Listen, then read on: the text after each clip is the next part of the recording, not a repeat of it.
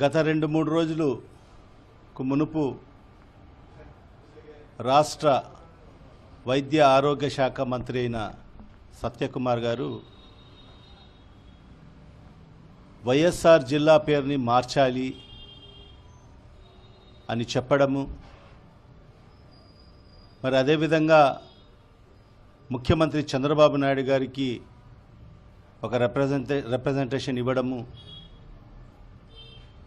ఎంతవరకు సమంజసమో ఒక్కసారి ఈ జిల్లా ప్రజలందరూ కూడా ఆలోచన చేయాల్సిన అవసరం ఉంది. ఆ మహానేత దివంగత ముఖ్యమంత్రి డాక్టర్ వైఎస్ రాజశేఖర రెడ్డి గారు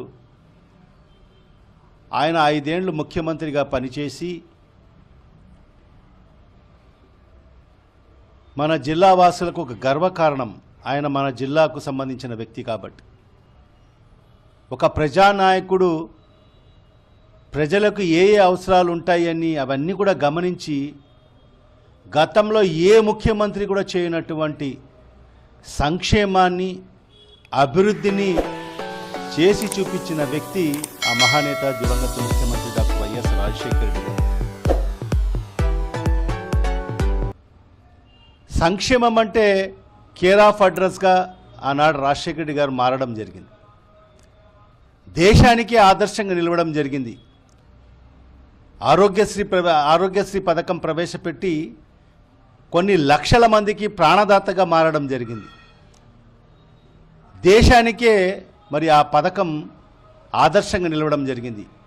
మరి ఆనాటి ప్రధానమంత్రి మన్మోహన్ సింగ్ గారు అనేక సందర్భాల్లో రాజశేఖర రెడ్డి గారిని కొనియాడడం జరిగింది.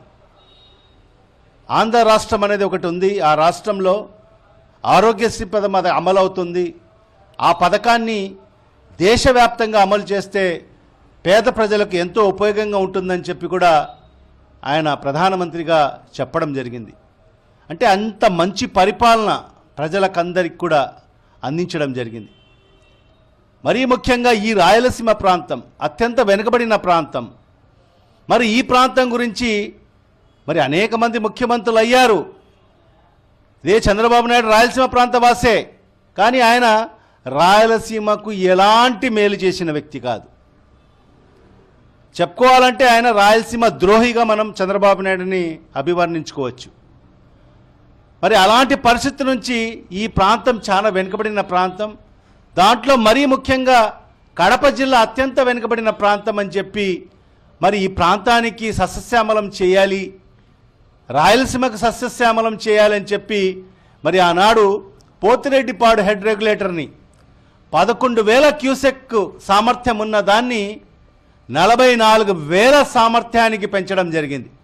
తద్వారా ఈ రాయలసీమ ప్రాంతంలో ఈరోజు నీళ్లు వస్తున్నాయంటే మరి రాజశేఖర రెడ్డి గారి చలవ అని చెప్పి మనం అందరం కూడా ఆలోచన చేయాల్సిన అవసరం ఉంది.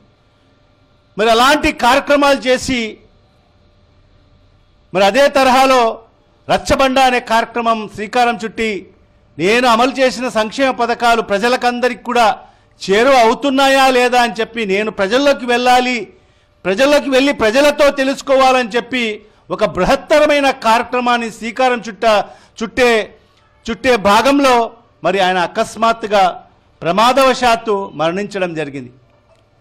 మరి అలాంటి వ్యక్తి మరణాంతరం మరి ఆనాడు రోషయ్య గారు ముఖ్యమంత్రిగా ఉన్న సందర్భంలో మరి ఈ జిల్లా ఎమ్మెల్యేలందరూ కూడా రిప్రజెంటేషన్ చేసిన తర్వాత మరి ఈ జిల్లాకు కడప జిల్లాకు ఆయన పేరు పెట్టాలని చెప్పి వైఎస్ఆర్ జిల్లాగా మార్చాలని చెప్పి మరి ఆనాటి శాసనసభ్యులందరూ కూడా రిప్రజెంట్ చేస్తే మరి ఆనాడు రోషయ్య గారు ముఖ్యమంత్రిగా ఉన్న సందర్భంలో 2010లో మరి ఈ జిల్లా పేరుని మార్చడం జరిగింది. మరి నేను ఈ మీడియా ముఖంగా ఎవరైతే రిప్రజెంటేషన్ ఇచ్చాడో ఆ సత్యకుమార్ అనే వ్యక్తి అసలు ఈ జిల్లాకు ఆయనకి ఏంటి సంబంధం? ఆయన ఎప్పుడైనా ఈ జిల్లాలో అంతర్భాగమా? మరి ఈరోజు ఆయన ధర్మవరానికి శాసనసభ్యుడు. మరి ఈ జిల్లాకు ఏం సంబంధం ఆయనకు? మరి అదే పందాలో ఈరోజు బీజేపీ శాసనసభ్యుడు ఆదినారాయణ రెడ్డి గారు మరి ఆయన కూడా మాట్లాడుతున్నాడు ఈ జిల్లా పేరుని మార్చాలని చెప్పి. మరి ఈరోజు ఈ రాష్ట్ర ప్రజలకందరికీ మరి ఈ జిల్లా ప్రజలకందరికీ కూడా తప్పుదోవ పట్టించే విధంగా ఏదో మొన్న 5 ఏళ్లలో జగన్మోహన్ రెడ్డి గారు ఈ జిల్లాల పునర్విభజనలో మరి ఈ జిల్లా పేరు మార్చినట్టుగా చెప్పడం కూడా హాస్యాస్పదం అని చెప్పి కూడా ఈ సందర్భంగా తెలియజేసుకుంటున్నాను. మరి ఈ జిల్లా పేరు మార్చింది మరి గౌరవనీయులు మరి ఆనాటి ముఖ్యమంత్రి రోషయ్య గారు మరి ఈ జిల్లా పేరుని మార్చడం జరిగింది. మరి దాన్ని జగన్మోహన్ రెడ్డి గారికి అంటపట్టే కార్యక్రమాన్ని మరి ఈరోజు ఆదినారాయణ రెడ్డి గారు చెప్పడం అనేది చాలా దుర్మార్గం అని చెప్పి కూడా ఈ సందర్భంగా తెలియజేసుకుంటాను. మరి ఈరోజు ఆదినారాయణ రెడ్డి గారు మాట్లాడడం నిజంగా ఆదినారాయణ రెడ్డి కుటుంబాన్ని రాజకీయ భిక్ష పెట్టింది మరి ఆనాడు రాజశేఖర రెడ్డి కుటుంబం. అది కూడా మర్చిపోయి మరి ఈరోజు వాళ్ళు మాట్లాడుతున్నారు. వాళ్ళు వ్యవహరిస్తున్న తీరు చూస్తుంటే ఎంత దుర్మార్గంగా ఉందంటే అంత దుర్మార్గంగా మాట్లాడుతున్నారు. మరి ఆ రోజు ఎప్పుడైతే ఈ జిల్లా పేరు మార్చారో మరి ఆ రోజు ఆదినారాయణ రెడ్డి గారు కూడా ఆయన జమ్మలమడుగు శాసనసభ్యుడు రాజశేఖర రెడ్డి గారి భిక్షతో మరి ఆయన ఎమ్మెల్యేగా గెలవడం జరిగింది. మరి ఆయన కూడా దాంట్లో అంతర్భాగమే. మరి ఆ రోజు ఈ జిల్లా పేరు మార్చే దాంట్లో మరి ఆ రోజు ఎందుకు మాట్లాడలేదు? లేదు కడప జిల్లా ఉండాలి, ఆ పేరు మార్చుకోకూడదని ఆ రోజు ఎందుకు మాట్లాడలేదు? మరి ఈరోజు ఆ రాజశేఖర రెడ్డి గారు లేరు కాబట్టే మరి ఆ కుటుంబం మీద కక్ష కట్టుకొని ఈరోజు ఈ విధంగా మాట్లాడడం అనేది ఈ జిల్లా ప్రజలు ఎవరు కూడా సహించరు. ఇప్పటికే అనేక సందర్భాల్లో మీ కుటుంబానికి గుణపాఠం చెప్పడం జరిగింది. మరి ఇంకా మీకు బుద్ధి రాలేదు. మరి ఈరోజు రాజశేఖర రెడ్డి గారిని ఆయన మరణించిన తర్వాత ఈరోజు తెలుగు రాష్ట్రాల్లో 2 రాష్ట్రాల్లో కూడా ఈరోజు కోట్లాది మంది తమ గుండెల్లో పెట్టుకొని ఉన్నారు. ఎప్పుడైనా ఒక వ్యక్తి బతికి ఉన్నంత కాలమే అతన్ని గౌరవించే పరిస్థితి మనం చూశాం. ఆయన మరణించిన తర్వాత ప్రతి ఒక్కరు కూడా మర్చిపోయిన పరిస్థితి మనం చూసాం. అనేక నాయకుల్ని మనం చూసాం. కానీ చనిపోయిన తర్వాత కూడా కోట్లాది మంది గుర్తుపెట్టుకున్న ఏకైక నాయకుడు ఒక్క రాజశేఖర రెడ్డి గారు మాత్రమే. మరి ఈనాటికి కూడా కోట్లాది మంది గుండెల్లో ఈరోజు రాజశేఖర రెడ్డి గారు బతికి ఉన్నారు. మరి అలాంటి మహోన్నతమైన వ్యక్తి యొక్క పేరుని మరి ఈ జిల్లాకు పెడితే మీకందరికీ కూడా కడప మంట ఎందుకు అని చెప్పి ఈ సందర్భంగా మీకు అందరికీ కూడా నేను అడుగుతున్నాను. ఎక్కడైనా సామాన్యమైన ప్రజలు అడగాలి. మీరు మీ స్వార్థ రాజకీయాలు, అసలు మీరు ఏ పార్టీలో ఉన్నారు? మీరు పూటకు ఒక పార్టీలో మారే వాళ్ళు కూడా ఈరోజు మాట్లాడేవాళ్ళ? ఆ రోజు రాజశేఖర రెడ్డి గారు మీకు భిక్ష పెట్టారు. మరి ఆ రోజు మీరు ఊరు వదిలి వెళ్ళే పరిస్థితి నుంచి మీకు శాసనసభ్యులుగా చేయడం జరిగింది, రాజకీయ భిక్ష పెట్టడం జరిగింది. మీ అన్నగారికి ఎమ్మెల్సీ ఇవ్వడం జరిగింది, నారాయణ రెడ్డి గారికి.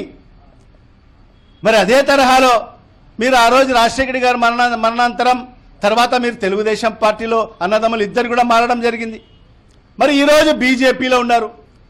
అసలు మీ స్టాండ్ ఏంటి? మీ కుటుంబం స్టాండ్ ఏంటి? నువ్వేమో బీజేపీలో, మీ అన్న ఏమో తెలుగుదేశం పార్టీలో.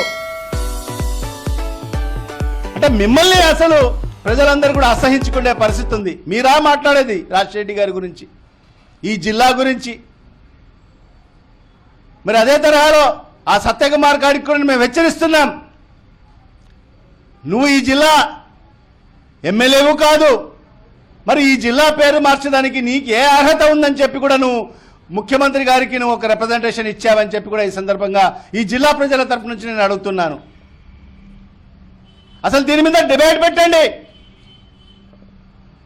మ్యాక్సిమం ఈ జిల్లా వాసులందరూ కూడా ఖచ్చితంగా ఆ కుటుంబానికి అండగా ఉంటారు. ఎందుకంటే ఆయన చేసిన కార్యక్రమాలు ఈ జిల్లాలో గతంలో ఎప్పుడు ఎవరు చేయనటువంటి విధంగా ఈ జిల్లాకు అన్ని విధాలుగా అభివృద్ధి చేయడం జరిగింది. ఆయన ముఖ్యమంత్రిగా ఉన్న సందర్భంలో, మరి ఆ రోజు ముఖ్యమంత్రిగా ఉన్న సందర్భంలో శాసనసభలో కూడా కాంగ్రెస్ పార్టీకి సంబంధించిన నాయకులే రాజశేఖర గారు మీరు ఈ రాష్ట్రానికి ముఖ్యమంత్రి, కేవలం ఒక జిల్లాకు ముఖ్యమంత్రి కాదు అని చెప్పిన సందర్భంలో మీరు నిధులన్నీ కూడా కడప జిల్లాకు తీసుకువెళ్తున్నారంటే ఎస్, నాకు 40 ఏళ్లుగా రాజకీయ భిక్ష పెట్టిన ప్రాంతం అది. అనేక దశాబ్దాలుగా నిర్లక్ష్యానికి గురైన ప్రాంతం.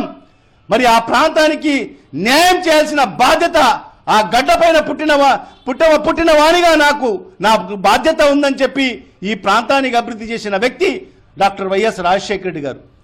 మరి అలాంటి వ్యక్తి యొక్క పేరుని మరి ఈ జిల్లాకు పెట్టడం సమంజసమని చెప్పి కూడా ఈ జిల్లా ప్రజలందరూ కూడా భావించడం జరిగింది. ఖచ్చితంగా ఇప్పటికైనా బుద్ధి తెచ్చుకోండి.